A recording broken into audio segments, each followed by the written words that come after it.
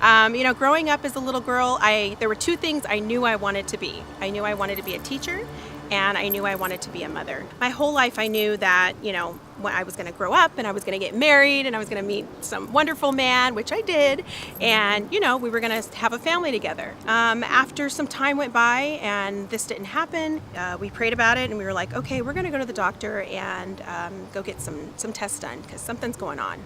I remember the last test that I had done, the doctor called me in the room with all the results, and he told me, the news that no woman ever wants to hear, and that was, you're never going to be able to conceive. And the moment we got to the parking lot, I just lost it. I was a mess. I felt like my body had failed me as a woman. With prayer and with my family's support, I went through fertility treatments for several months. I remember waking up from the procedure and, it's kind of like they had put these embryos in my body. I was excited. I was officially pregnant. And so I went home. I was on bed rest. I'm looking at baby books. I'm excited. When I went back in, the doctor said, you are no longer, with child. Somewhere along the way, this didn't work and you're not pregnant.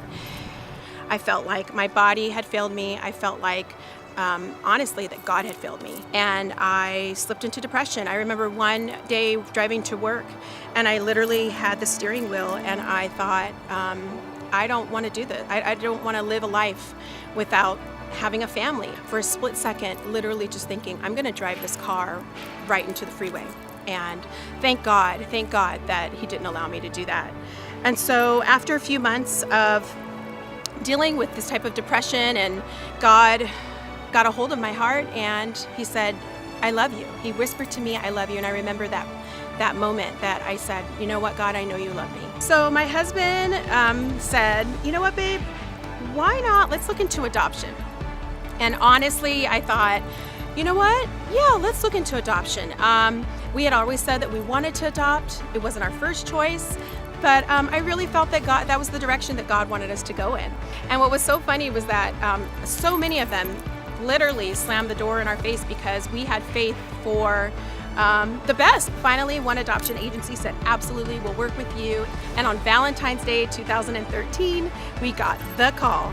And not only did God give us the desires of our heart, I wanted a girl, my husband wanted a boy, and on that day we were chosen by not one, two birth moms in one day. And the lady was like, this has never happened before. That's the God I serve. We prayed about it and we went with a young woman that was going to be having a baby in Tennessee. And kind of a side note, which is so cool, this woman is Salvadorian and Guatemalan, and the father is African American. My husband's Salvadorian, I'm African American, and hello, tailor-made for us. My daughter is a miracle for us, and she was that missing piece to our family. She was the missing piece, and not only did God give us a daughter, but He tailor-made her to literally the same nationalities that we are. God knew my innermost dream. I said, you know what, Lord, whenever I have a little girl, it'd be so cool if she had dimples like I do, and He did. I will never forget the first time that, I held her in my arms. My husband held her in our arms, and I am just overwhelmingly thankful to the Lord that, number one, His plan was better than my plan. That number two, not only did He pull me out of the pit of depression, but He renewed my faith in a way that it had never been. I just want to encourage anyone out there that, if you're believing for something, hold on to that faith, hold on to that dream. God put that dream in your heart. And just trust in the wonder of His love, trust in His timing, the wonder of His timing. Sometimes we're anxious and we want things when we want it. Trust me, I've been there. But through this whole situation, the wonder of motherhood, the wonder of the miracle of my daughter, it just tells me that God always knows better. He knows what you need, and in His timing, it's perfect.